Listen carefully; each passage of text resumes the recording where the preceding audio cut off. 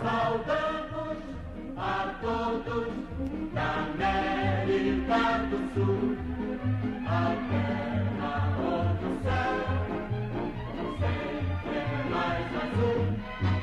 Saudamos a todos, amigos de coração, e lá deixamos de quem lembramos ao cantar esta canção.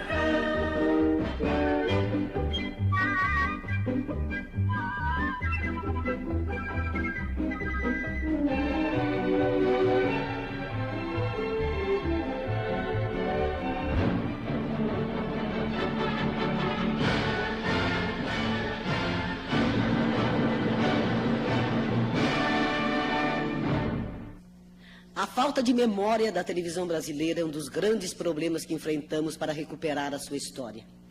No caso da TV Paulista, o seu desaparecimento é um dos grandes fatores que colaboraram na ausência de documentos e tapes que pudessem ilustrar a sua trajetória.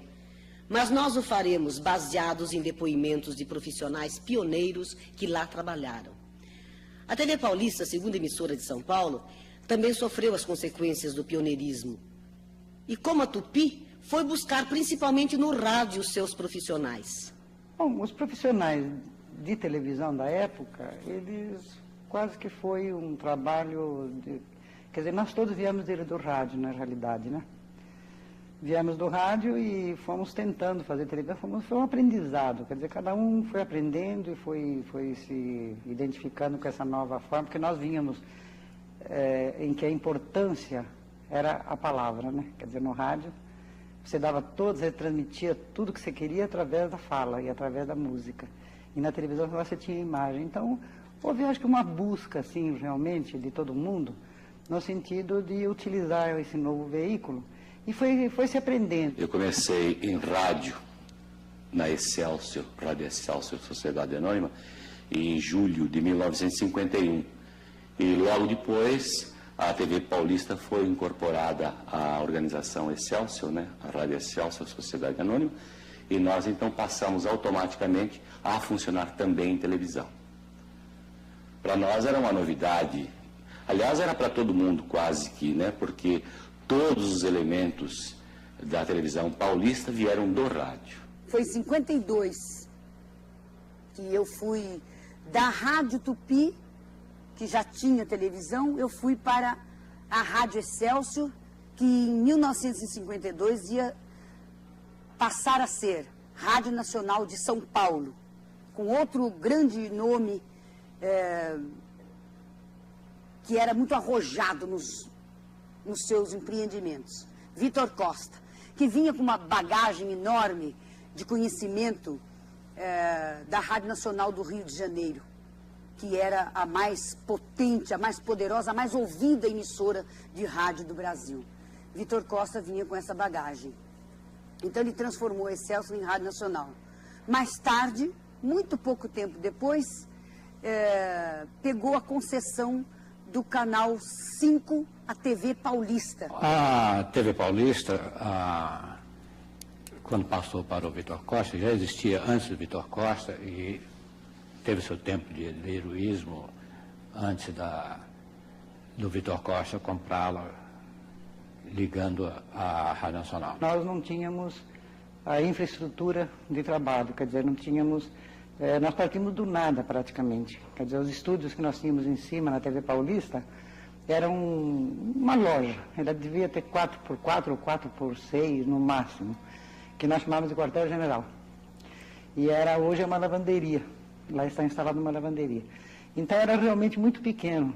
E havia um estúdio num andar e 2 lances de escada acima havia o outro estúdio. Então acontecia a gente estar representando uma cena num estúdio, a cena seguinte era no outro estúdio. Era um prédio de apartamentos e, logicamente, ela foi adaptada para a televisão. Os estúdios, então, eram do tamanho desta sala, como todo o apartamento, né? Estúdios pequenos, trabalhava-se como a gente está gravando aqui agora, quase, sabe? a luz bem em cima da gente, era uma luz quente mesmo. A gente ficava um programa de 1 hora embaixo daquela luz, suava, de vez em quando a câmera derivava para algum detalhe qualquer, para que o assistente maquiador ou o maquiador passasse uma toalha no rosto da gente. Bom, a dificuldade era o material, que tinha muito pouco, a importação veio apenas panelões, poucos esportes. Na TV Paulista eu fui contratado para ser ator, locutor e narrador. E aconteceu uma coisa que raramente acontece em televisão. Eles não pagavam. Porque não tinha, era um grupo de muito boa vontade, era o Alfio Reis Dávila, era o Hector Frecarota, gente muito simpática, só que não pagava. Não pagava não é porque não queria, não pagava porque não podia pagar, entende? Então a gente comia no bar, pegado, até o dia que o homem do bar também cortou a comida, porque não tinha condição. A gente tinha a programação diurna e a noturna. E obedecia-se uma escala, lógico, né? Então a gente entrava desde programas infantis, programas culturais, programas musicais e teleteatro. E a gente tinha, à tarde, em média, 3 a 4 programas por dia de televisão. Tudo decorado, tudo ao vivo, não tinha videotape, não existia videotape. Então você terminava um programa, já pegava outro, esquecia aquele script, pegava outro e decorava o outro programa e fazia tudo decorado. O espírito profissional desse pessoal era um espírito assim muito, diria até muito profissional, independente de não ter os antecedentes profissionais de televisão. Mas era um espírito realmente muito bom, um espírito reinante, um espírito muito grande de equipe. Todo mundo fazia tudo. Mas havia um espírito de equipe muito grande, inclusive, sabe? Que eu acho que isso foi a grande vantagem do 5, porque a concorrência era muito grande do Canal 4 e o espírito de equipe é que foi realmente maravilhoso durante todos esses anos iniciais da TV Paulista. Eu me lembro até uma ocasião que tinha uma peça e precisava de uma cama de casal e naquele não tinha ainda uma contra-regra formada. Então, nós trouxemos a cama de lá de casa, sabe? Foi lá o caminhão e pegou. Mas eles juraram de pé junto que quando terminasse a peça, que terminava geralmente às 11h30, meia-noite, que o caminhão estaria na porta. E o caminhão realmente não estava na porta e nós só tínhamos aquela cama e dormíamos no chão. E a gente levava tudo para lá, sabe? Levava roupa de cama. Mas tudo isso numa boa, sabe? A televisão paulista, inicialmente, não era da OVC. Um grupo havia lançado a TV Paulista num prédio muito acanhado, muito pequeno, com muito improviso, sem muita programação, na base de filmes. Então era necessário que se fizesse assim programas rápidos, na base de entrevista, na base de musicais, com apenas um cantor, com violão. Era assim que funcionava a televisão na época. Bom, a Tupi, na mesma época, já tinha mais recursos, já tinha mais estúdios do que tinha a TV Paulista. O começo, realmente, para a TV Paulista foi duro, foi cansativo, foi exaustivo. A concorrência era o Canal 3. O Canal 3 já estava com, vamos dizer assim, uma base formada. Os atores, os radioatores do canal da Rádio Tupi já estavam lá mesmo, no mesmo prédio. O Cassiano Gabos Mendes, um talento em televisão, procurava arregimentar o teatro e a coisa era mais movimentada no Canal 3. O Canal 5 começou, vamos dizer assim, muito devagar mesmo. E a concorrência era só, depois apareceu o 7 e era muito sofrido. A concorrência com a TV Tupi começou muito antes que elas estivessem aptas a produzir os seus programas. O pioneirismo do empreendimento e as dificuldades na implantação da televisão fizeram com que até mesmo o levantamento de recursos financeiros para a fundação da TV Paulista fosse cheio de polêmicas. A TV Paulista foi fundada por subscrição pública. Eu fui convidado por um cliente, na ocasião era apenas advogado. Eu fui convidado por um cliente para fazer parte na condição de fundador. A ideia original foi se estabelecer a televisão em São Paulo uma vez que ainda era um empreendimento pioneiro em todo o mundo. A televisão só apareceu depois da guerra. Ela foi implantada por um grupo que começou com venda de ações, cujas ações, na época, foram muito bem aceitas pelo público, que estava muito interessado em televisão, ouvia-se falar muito em televisão, e foi um sucesso a venda dessas ações. Agora, com o trabalho constante e, assim, diuturno, então foi se conseguindo levantar esse capital. Foi um processo que demorou alguns meses. Havia realmente, na época, um certo receio em compra de papel, e nada mais era realmente que papel. Mas havia muito interesse na implantação da televisão. Havia um interesse do público em ter mais uma emissora de televisão, que na época já existia, a TV Tupi.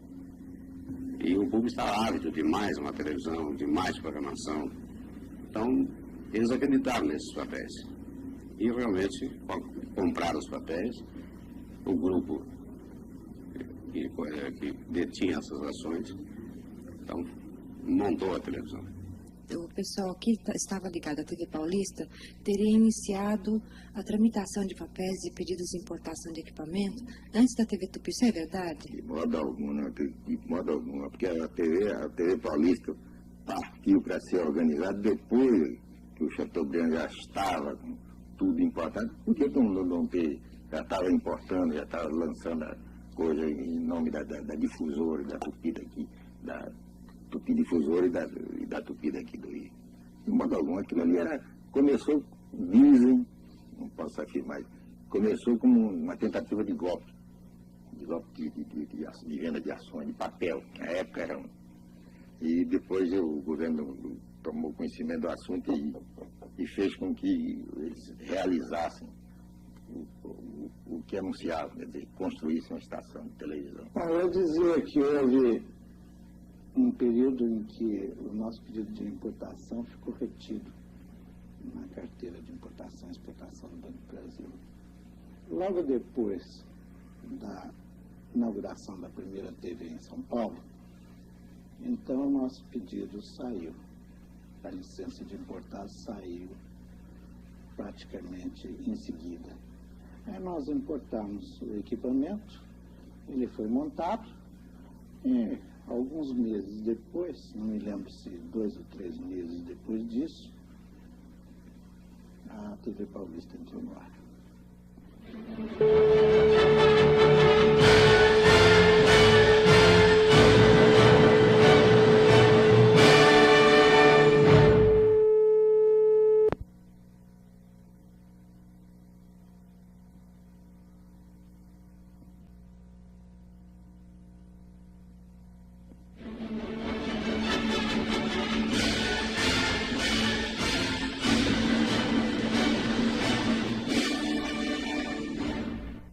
Os 2 primeiros anos de atividade foram plenos de dificuldades. A partir de 1953, a TV Paulista passou a pertencer à organização Vitor Costa. Na sua nova fase, tanto Vitor Costa quanto Dermival Costa Lima tiveram um papel importante nas transformações sofridas pela emissora. A vinda de Vitor Costa na compra da TV Paulista foi a mesma transformação que houve na época de Vitor Costa ou TV Paulista para TV Globo. Houve uma mudança total, uma revolução toda violenta com relação à programação, com o estilo de programação. Foi nessa época do Vitor Costa que foram lançados os grandes programas, os grandes cartazes que hoje estão aí. Foram lançados Praça da Alegria, Hebe Camargo, todos os pessoal da Praça da Alegria, que estão aí hoje, passaram nessa época pela TV Paulista, na época de Vitor Costa. Continuou sendo Vitor Costa e TV Paulista, Canal 5. Eu sou sobrinho de Vitor Costa e comecei na televisão com ele. Aliás, com várias empresas de comunicação, parece que são empresas familiares. Talvez seja um destino das pequenas empresas nesse campo, sobretudo, de começarem como uma célula familiar. Nós trabalhamos duramente para implantar a televisão em moldes mais modernos na época, isso na década de 50, aqui em São Paulo. Ele, logicamente, tinha todo um background, tinha todo um passado já no rádio, tinha todo um apoio, estrutura, que ele tentou transplantar para a televisão. Esse período da organização Vitor Costa foi um dos períodos áureos da televisão, porque foi o surgimento de uma competição em que a televisão Tupi dominava a soberana, e aí o surgimento do Canal 5, naquele tempo era Canal 3, a TV Tupi, e Canal 7, TV Record. E o Canal 5 ficava bem no meio, e o público, quando mudava do Canal 3 para o Canal 7, ou do Canal 7 para o Canal 3, fatalmente passava pelo Canal 5. Então o Canal 5 se aproveitava disso para uma experiência. O Vitor Costa foi quem quebrou aquele famigerado acordo entre cavalheiros que havia na ocasião, né? Quer dizer, em rádio, inclusive, não só em televisão, mas também na rádio, né? Quer dizer, o elemento que saísse de uma emissora, que se não saísse em boa paz com a direção da emissora, durante um ano ele ficava fora da profissão, ele não podia trabalhar em nenhum outro lugar. O Vitor Costa, quando comprou a TV Paulista, a primeira coisa que ele fez foi romper isso. Então ele trouxe os profissionais da Tupi. Veio o Costa Lima, veio o Walter Fosser, veio o Castelar, enfim, a Hebe, um monte de Yara Lins. Quando que você foi para a TV Paulista? Em 52, 2 anos depois da inauguração da televisão. Com a saída do Demival Costa Lima, o nosso diretor, muito querido, muito competente. Eu acho que um dos homens que mais conhecem televisão neste país. Demival Costa Lima é uma pessoa adorável, ele não era, ele é. Ele era um diretor artístico, equilibradíssimo, tinha um jeito muito especial para falar com os artistas, com as pessoas, um baiano educado, com grandes ideias e realmente um grande diretor artístico. Por isso todo mundo adorava o Costa Lima, todo mundo tinha o maior empenho em fazer o melhor do seu trabalho para não só agradar o telespectador, mas também para agradar o Costa Lima, porque ele ficava feliz. E ele era daqueles diretores que quando ele via que o trabalho saía bom, ele chegava, olha, formidável, vocês saíram muito bem, quer dizer, ele estimulava o artista, agradecia, aplaudia, não era daqueles diretores que se fechava em gabinete e não dava nenhuma palavra para as pessoas, porque é uma coisa boa a gente sentir que as pessoas estão gostando, estão aplaudindo o seu trabalho. Ele era assim. Nós éramos, acho que 10 ou 12 produtores, que era o Walter Avancini, Leonardo de Castro, Davi Conde, a Luísa Castelar, o José Castelar, vários produtores, eram 12. E Demival Costa Lima era o nosso diretor. Então, o que ele fazia? Ele reuniu os produtores e deu um dia da semana para cada produtor. E nós tínhamos que bolar um programa. Um bolava musical, o Avancini bolava o teatro, o outro falava sobre assuntos de cientistas, e assim, uma variedade enorme de programas, que era o espírito competitivo para melhorar a programação para o telespectador. Um outro aspecto muito importante do Costa Lima, como diretor artístico da TV Paulista, foi a questão de uma compreensão nunca verbalizada, assim, de uma maneira teórica, não é? De deitar teoria, blá, blá, blá, blá. A questão do Costa Lima entender a televisão, não é? Como um veículo de comunicação de massas, e não como alguma coisa destinada a uma elite erudita. Logo nos anos 50, apesar das dificuldades geradas pela falta de recurso, também na TV Paulista a programação dava ênfase ao teleteatro. E nós fomos convidados para participarmos do movimento de televisão, que naquela época era ao vivo ainda. Então foi feito o Teatro Anicete Bruno no Canal 5, TV Paulista, aqui em São Paulo, onde nós, cada semana, montávamos um espetáculo inteiro. acho que o Teledramas Três Leões fez uma história no sentido assim estético de como levar uma imagem, o espetáculo teatral na televisão. Esse era o nosso xodó, era o Teleteatro Três Leões, era o nosso xodó. Como eu já disse, ele ia aos sábados ao ar, às 9 horas da noite, terminava às 11h30. Eram 2 horas e meia de duração, quase sempre. Era ao vivo, a gente ensaiava 15 dias. Então, como depois nós tivemos diretores como a Ineltran, o Quaresma, Levi Conde, pessoal que veio do teatro, eles faziam com que a gente representasse durante todo o tempo. Às 2 horas e meia, a gente teria que estar representando. Mesmo que fizesse uma pontinha que entrasse 5 minutos ou 10 minutos. Não precisava ser o principal, não.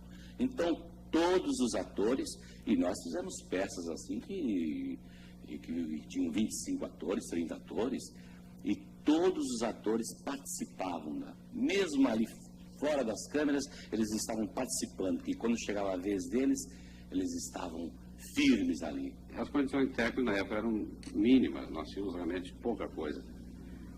Era o mínimo que você podia ter, realmente, na época. Eram 2 câmeras e cenários muito pequenos. E nós trabalhávamos num estúdio que era praticamente o tamanho dessa sala, 4x4. A gente tinha teatros ao vivo, no Cacilda Becker, ao vivo, Valmor Chagas, Jardel Filho, Cleidiápolis. Era um teatro que a gente fazia ao vivo. Era um teatro num estúdio que tinha 7 metros por 4. Era uma garagem, um edifício na Consolação. Então era muito difícil o manejo do microfone, que era o buco. Tinha cena que tinha do lado de lá, tinha cena do lado de cá, tinha cena desse lado, tinha cena desse lado. Então o buco tinha que movimentar. Só o boom dentro do estúdio já atrapalhava a iluminação, porque ele não podia aparecer, tinha que estar com a luz para cima, alta, movimentar.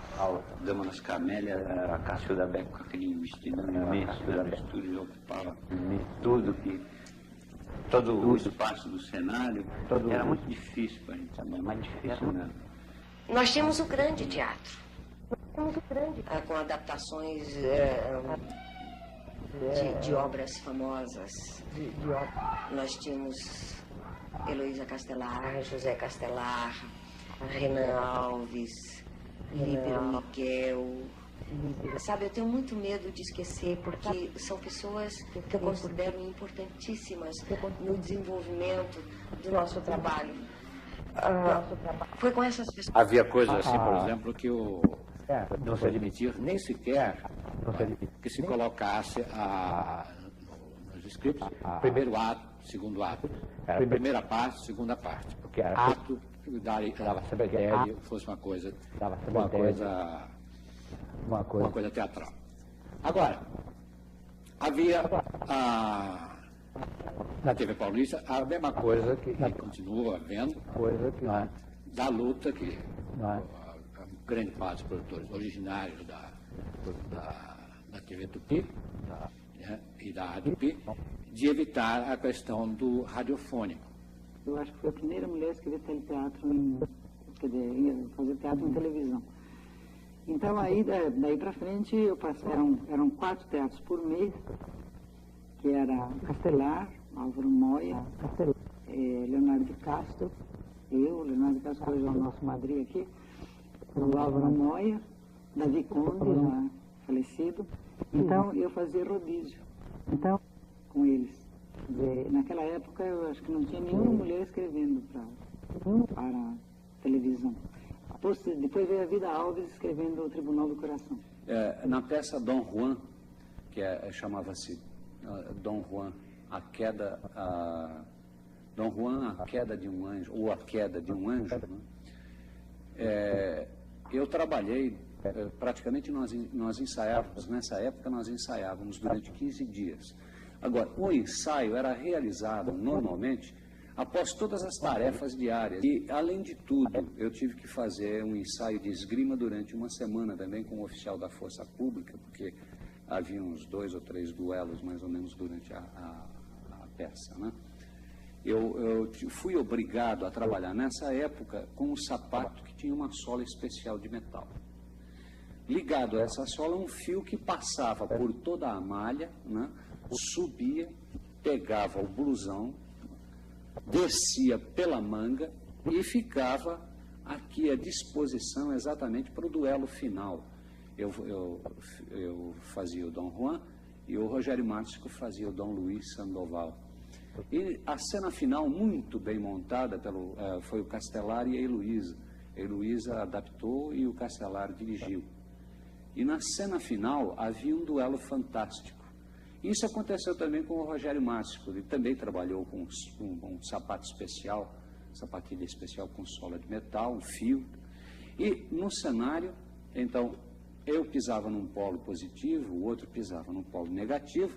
As espadas, nós ligávamos, né, o fio ao fio da espada e no final da cena há o duelo fantástico do Dom Luiz com o Dom Sandoval, do Dom Juan com o Dom Luiz Sandoval. E ao se cruzarem, né, as espadas soltavam aquelas faíscas. E aquilo misturado com o gelo seco, aquele efeito maravilhoso e tal, né? Aquilo repercutiu imensamente. No tempo do teledrama, em que a câmera, ou melhor, o teatro era feito com 2 câmeras. E no intervalo, no término do primeiro ato, enquanto os atores se trocavam em silêncio, a câmera corria para o cenário da apresentadora, do melhor, da garota propaganda, que lá dizia o seu texto. Não existia filme, não existia videotape, não existia só o slide. Então, quando o cliente queria dar um texto maior ou mostrar o seu produto, ele lançava a mão da garota propaganda, do garoto propaganda. E as garotas propagandas naquela época tinham muito trabalho. Hoje, os intervalos que nós vemos aí em televisão, esses intervalos eram praticamente preenchidos pelas garotas propagandas. Às vezes, no intervalo, naquele tempo não existia um mínimo de segundagem de comerciais em televisão. Às vezes um comercial de 15 minutos, 10 minutos, 5 minutos, que aliás havia muita bronca por parte do telespectador, a moça, a garota propaganda aparecia muitas vezes, no intervalo às vezes 3, 4, 5, 6 anúncios com garota propaganda, aproveitando também o homem e a criança inclusive. Um anunciante que a TV Paulista pegava era uma glória, coisa que talvez para Tupiba ou para Record fizesse até fila em certas ocasiões. De forma que então havia uma dependência nossa maior com relação ao anunciante. E a gente conseguia ir tocando a si mesmo, não é? E abrindo espaço e procurando criar uma linguagem. E o estúdio da organização Vitor Costa tinha um palco giratório, tinha piscina, uma piscina que eu fazia um programa também, era um comercial do começo ao fim, mas ninguém percebia que o programa era um comercial, porque como eu tinha piscina, era um programa para apresentar maiôs, que chamava Maiôs à Beira-Mar. Ninguém sabia que era um comercial, então a gente punha atrizes, Líris Castellani, Maximília Figueiredo, que hoje, olha, veja você que coisa interessante, ela volta à televisão depois de tantos anos, está aí fazendo sucesso na Bandeirante. E as atrizes punham maiô, desfilavam ali à beira da piscina, os cantores iam, cantavam, e Roberto Luna, sucesso, depois o Miele. Então a gente ficava na torcida para saber quais os atores que iam colocar maiô, porque a gente queria ver se eles tinham um corpo bonito, se tinham perna bonita. O Miele tinha umas pernas lindas, então a gente mexia com ele, dizia assim, what legs, e ele pulava na piscina. Bom, eu me lembro dos grandes musicais da TV Paulista, quer dizer, a fase de na fim da década de 50, alguns musicais, inclusive, que foram verdadeiros pioneiros em matéria, quer dizer, como montagem, que foi o caso, por exemplo, do Hit Parade, que quebrou os padrões dos musicais da época, porque nós, no Canal 5, como nós sempre lutamos com muita dificuldade de infraestrutura e de dinheiro para fazer as coisas, então havia muita criatividade. Por exemplo, no Hit Parade, eles fizeram um balé aquático, o Castelar e o Leonardo de Castro.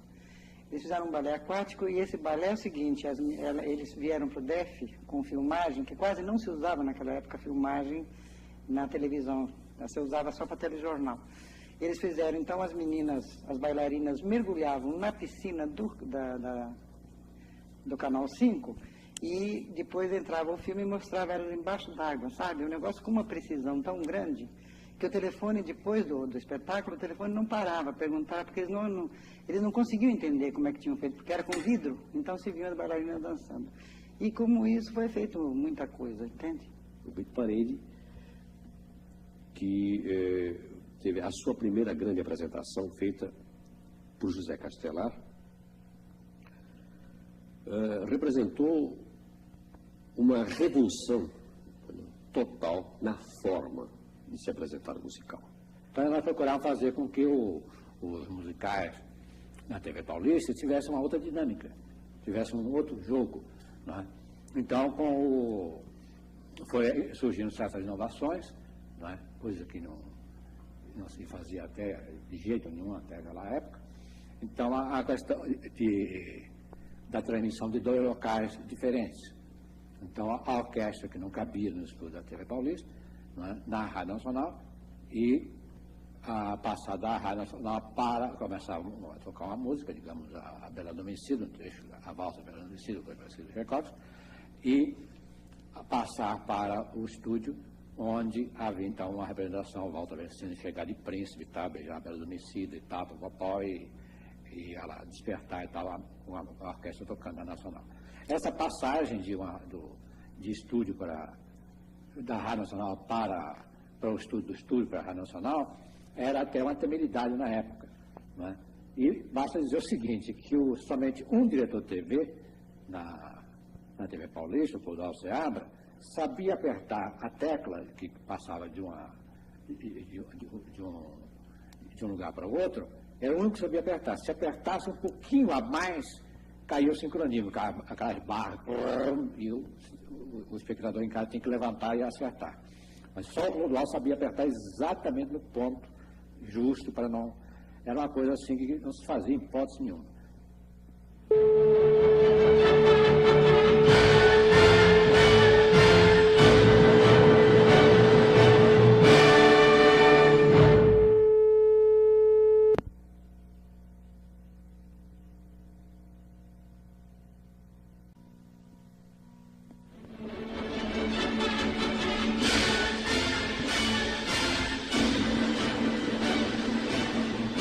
Paulista apresentou também uma programação bastante variada dirigida ao público feminino, desde telenovelas até programas de debate sobre os mais diversos assuntos que podem ser considerados os precursores na divulgação de ideias até certo ponto feministas. A primeira novela que a TV Paulista fez diária, que foi o Ébrio, que eu fiz o papel do ébrio moço. O Vicente Celestino aparecia apenas no primeiro capítulo, né? Então, em flashback, ele começava a contar a história e eu fiz o ébrio até o finalzinho, quando entra o Vicente Celestino já velhinho, né? O ébrio já velho, idoso, e morre, né? Em 55 eu fui para o Canal 5, depois que o Vitor Costa comprou a Paulista. Aí eu comecei a fazer também um programa feminino, que era o Vitrine. E era curioso porque eu fazia o programa, quer dizer, escrevia, ensaiava e dirigia o Vitrine, e escrevia, ensaiava e dirigia os comerciais do programa também. Como é que era esse programa? O programa Vitrine era de produtos de beleza, então tinha desfile de modas, tinha informações, tinha desfile de penteados, enfim, era aquele típico programa para a mulher classe média, né? Era uma programação dedicada exclusivamente à mulher, à dona de casa. O Walter Foster abria a programação, o Mário Donato tinha uma crônica diária que o Osmano Cardoso fazia essa crônica, chamava Você é Formidável. Então, todo dia ele colocava um tema enaltecendo as qualidades da mulher, dizendo que ela é formidável por aquilo que ele se propunha a dizer ali. E aí nós tínhamos depois musical, nós tínhamos programas para novos, como cantores, cantoras, para elementos novos, né? Valores novos, que Sarita Campos fazia. Na Paulista eu fiz uns 3 ou 4 anos praticamente, toda a produção da tarde. Era o Clube do Lar, era uma programação feminina como tem até hoje, né? Então, tudo que interessa a mulher tinha uma professora que dava aula de corte e costura, isso hoje não tenho visto. Então, era corte e costura e fornecia depois para sócias, nós tínhamos sócias do Clube do Lar, né? Então, fornecia os moldes para as pessoas que se interessassem. Então, tinha cozinha, tinha programa de horóscopo, tinha aniversário, tinha programa de teatro, com apresentação de artistas falando das suas peças, entrevistas, como acontece hoje. Programa de cinema, mostrando os atores de cinema, os filmes em cartaz. Tinha programa do livro, o Clube do Livro, com Mário Graciotti, que era um programa muito bom. Nas quartas-feiras, O Mundo é das Mulheres. Foi um programa que realmente fez um grande sucesso. Eu apresentava assim as maiores personalidades da época, intelectuais, políticos. Naquela época dava para a gente entrevistar os políticos, falar tudo que queria, né? E alguns se recusavam a ir, porque tinha medo, porque eram 5 mulheres e 1 homem para falar sobre as mulheres. Então, quando a gente ouve hoje em dia falar em feminismo, em movimento feminista, a gente morre de rir, porque isso já existia há muito tempo atrás. Porque não deixava de ser um movimento feminista, não é verdade? A gente estava sempre reivindicando coisas, queria que os homens fossem a falar sobre as mulheres, sobre a importância das mulheres, o trabalho das mulheres, a importância na vida deles. E tivemos homens brilhantes nesse programa, na televisão. Os programas humorísticos também receberam um grande impulso naquela época. Foi uma época rica na revelação de talentos e criação de personagens antológicos. A OVC não chegou a se completar, eu tenho a impressão que ela não chegou a ter o primeiro lugar de audiência estourado, como a Record conseguiu no seu período áureo.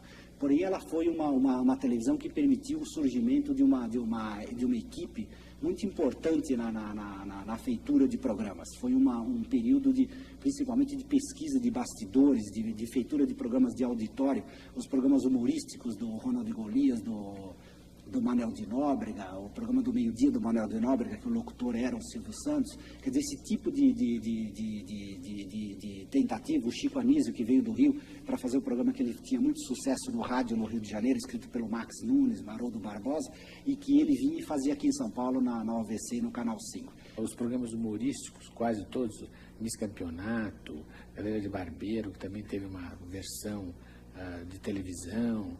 O humorismo também foi uma parte muito desenvolvida, que depois até a TV Record retomou com todos os artistas que, de uma certa forma, começaram lá e foram para a Record. A praça surgiu de uma ideia que papai teve em Buenos Aires.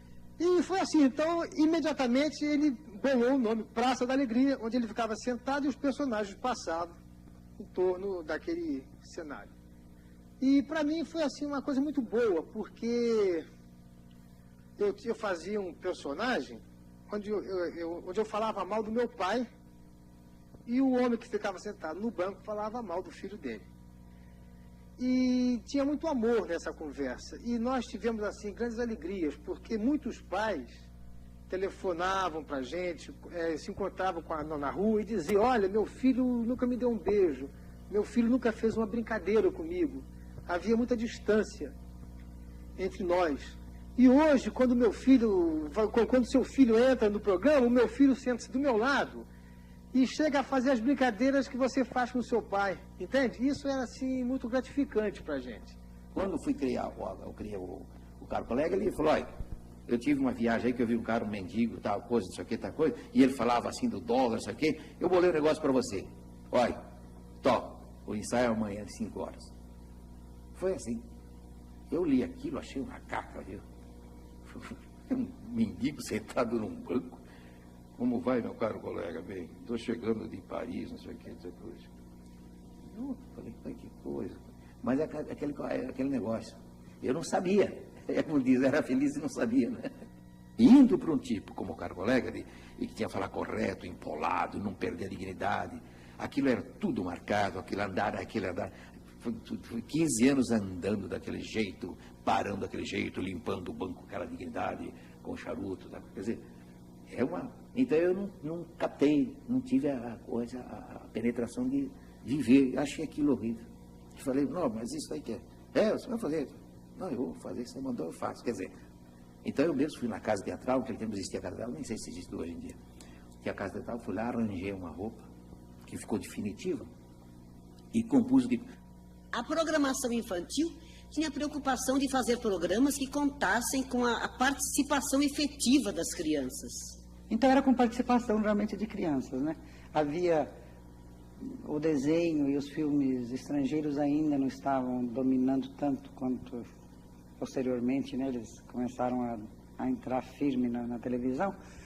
Então eram programas em que havia muita participação da própria criança, sabe? A criança que dançava, a criança que cantava e se apresentava.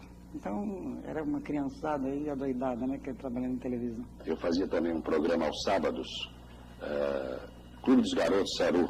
Era um musical, o Clube dos Garotos fazia realmente muito sucesso porque as crianças eram, antes de cantar, elas eram ensaiadas, eram preparadas pela professora Zita Martins ao piano. Sessões Astrais era uma garota que apresentava primeiramente a Gislene e depois foi a Marcinha que apresentou, né? E reunia os garotos no estúdio, fazia brincadeiras pedagógicas e cada intervalo de 10 minutos passava um desenho. Então eu fui convidado pelo Álvaro Moia, pelo Costa Lima, para apresentar os Astrais, já movimentando a câmera no estúdio. Você se lembra da musiquinha de abertura? Lembro, mas é que eu não sei cantar, né?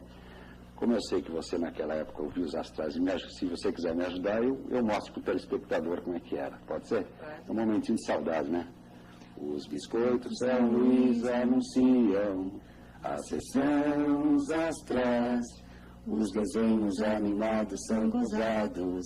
Lobo Mau e o Pica-Pau.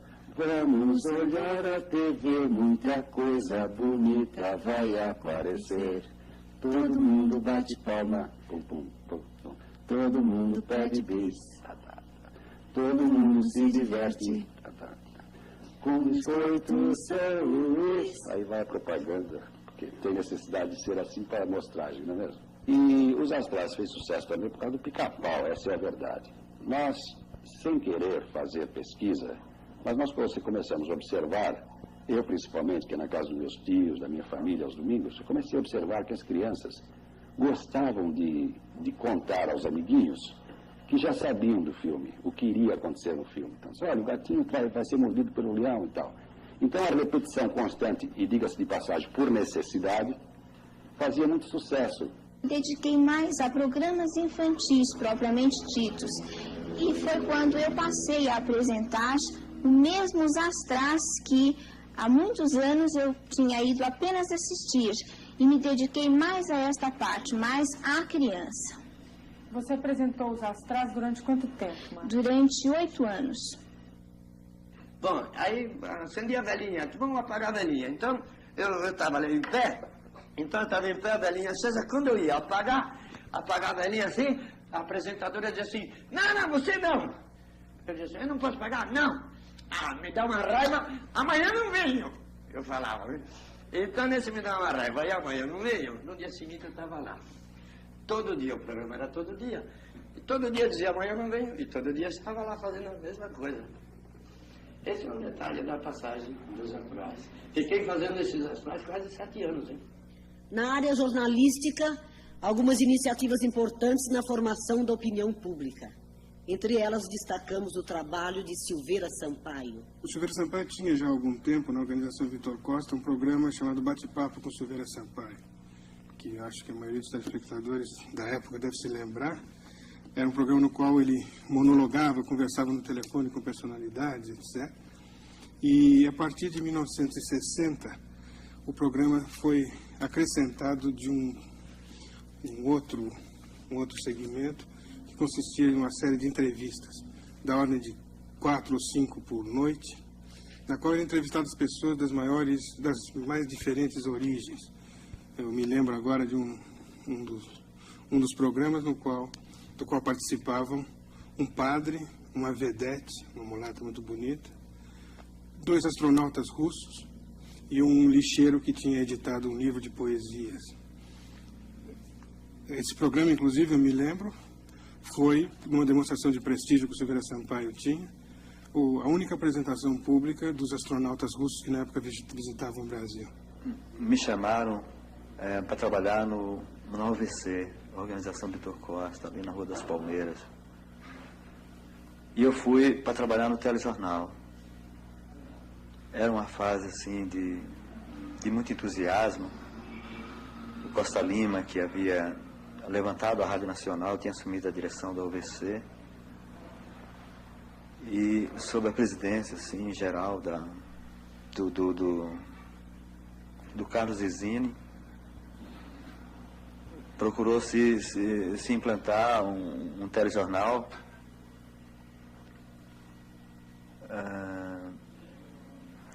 com características assim diferentes, um pouco modernas.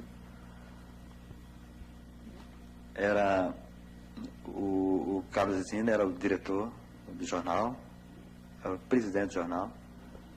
O diretor era o Evaldo de Almeida Pinto.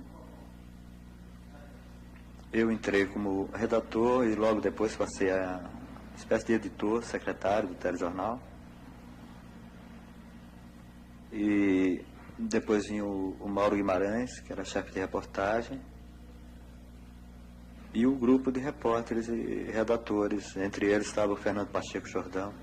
Telejornalismo, que funcionava muito ligado ao radiojornalismo das emissoras da organização, que eram a Rádio Excelsior, a Rádio Nacional de São Paulo. Os noticiários eram influenciados por esse engajamento, embora não excluísse o noticiário das atividades de outros candidatos, mas eles eram predominantemente janistas. E o público acostumou-se a isso, acostumou-se a identificar, por exemplo, a televisão paulista, o Canal 5, como a emissora janista. Por outro lado, a televisão Tupi era predominantemente uma emissora ademarista ou antijanista ou não janista. A televisão Record e a Rádio Record não tinham um engajamento assim identificado. A TV Paulista, uma das pioneiras da televisão brasileira, teve uma participação muito importante na formação de profissionais. A oportunidade e a possibilidade de um exercício maior de criatividade ocorreu nessa emissora. Foi um dos campos abertos à experiência que colaborou para a consolidação da TV brasileira. Eu acredito que de lá acabaram saindo vários dos profissionais que ainda hoje exercem a atividade, como também, evidentemente, a Tupi acabou formando esse mercado todo brasileiro. A televisão paulista Canal 5, naquela época, veio se posicionar paralelamente à TV Tupi no sentido da formação do profissional. Hoje, a televisão brasileira, quase toda ela é formada de profissionais oriundos da TV Tupi e daquele processo da TV Paulista. Se nós fizermos um levantamento das grandes expressões que hoje se encontram atuando em postos chaves, em áreas de direção da televisão brasileira, nós vamos encontrar, sem dúvida alguma, um grande número de profissionais que se iniciaram na TV Paulista. Eu acho que ela acrescentou na emulação que houve, na competição, entendeu? Quer dizer, tentando fazer coisas, inclusive tinha coisas que eram muito características da TV Paulista, entende? E outras eram muito características da Tupi. Então, eu acho que essa emulação, esse espírito, inclusive criativo do próprio Vitor Costa, trouxe uma contribuição muito, sabe, foi saudável. Inclusive aquela troca de elementos que houve, quer dizer, aqueles elementos que você ficava confinado numa emissora, inclusive isso provocava um salário ao bel prazer dele, quer dizer, você ficava ganhando, se você não topasse o salário, você não ia trabalhar na outra emissora. Então, é uma forma, inclusive, de manter salários baixos. Então, eu acho que, para o profissional, em todos os sentidos, foi saudável, foi bom, entendeu? Até, inclusive, do ponto de vista econômico, porque quem saiu da Tupi na época, saiu ganhando bem mais do que ganhava na Tupi. Eu acho que a UVC, que desapareceu, que depois se transformou em São Paulo numa outra emissora, tem a seu crédito exatamente isso. Uma reformulação de ideias, uma formação de gente, não é? e uma habilidade também, uma força assim, de trabalho incrível, que na época foi das mais produtivas. A TV Paulista, naquele momento, surgiu como uma oportunidade para aqueles que não tinham espaço na Tupi. Então, de certa forma, ela passou a ser o exercício de um novo profissional. Ela foi a criação do espaço para um novo profissional. E como tal, ela foi muito importante. Que consequências trouxe para a emissora a morte do Vitor Costa, a OVC? Bom, eu acho que foi péssimo, né? Porque, inclusive, foi, assim, uma coisa brutal, né? Quer dizer, morreu... em 3 meses morreram os 3 diretores. Morreu o superintendente, o diretor artístico e o próprio Vitor. Um em outubro, outro em novembro e o Vitor em dezembro. Quer dizer, a emissora não estava bem, né? Mas a gente achava que o Vitor era um homem muito empreendedor e a gente sempre achava que ele podia conseguir, sabe, manter aquilo, né? Aí, com a morte dele, veio o Vitinho, o herdeiro natural dele, e o padrasto do Vitinho foi quem realmente assumiu, era um banqueiro. Inclusive, uma ocasião ele me disse, eu não sou homem de televisão, eu sou um banqueiro, a minha função aqui vai ser tornar o Canal 5 vendável. E foi o que ele fez, exatamente, ele conseguiu tornar vendável, porque havia, assim que o Vitor morreu, parece que tinha 14 grupos querendo assumir o Canal 5, e ele enfrentou o pessoal todo e foi aos pouquinhos e tal, e em 3 anos mais ou menos ele tornou vendável e acabou vendendo para a Globo, né? Como todas as pessoas inventivas, às vezes nem sempre o final é tão bom. Quer dizer, elas criam tanto, planejam tanto, fazem tanto e esquecem um pouco da parte administrativa. Com a TV Globo, obviamente a intenção era criar um campo maior de trabalho, um campo maior de programação e atingir todos os níveis de classe. E realmente houve essa transformação, mesmo porque nessa época já o Canal 5 já tinha saído de onde se encontrava, da Avenida Paulista, para aqui, para a Rua das Palmeiras. Aí nós já tínhamos um grande palco, um grande estúdio, um grande auditório. Aí passamos a realizar grande parte da programação, aí nessa época, em São Paulo. Para os profissionais da TV Paulista foi péssimo, claro, porque a Globo veio com seu staff e não nem sequer checou os profissionais que lá estavam batalhando há tanto tempo e que tinham tornado realmente, fomos nós todos que fizemos a emissora, na realidade, né? Quer dizer, isso não foi levado em conta, eles entraram assim, tipo terra devastada.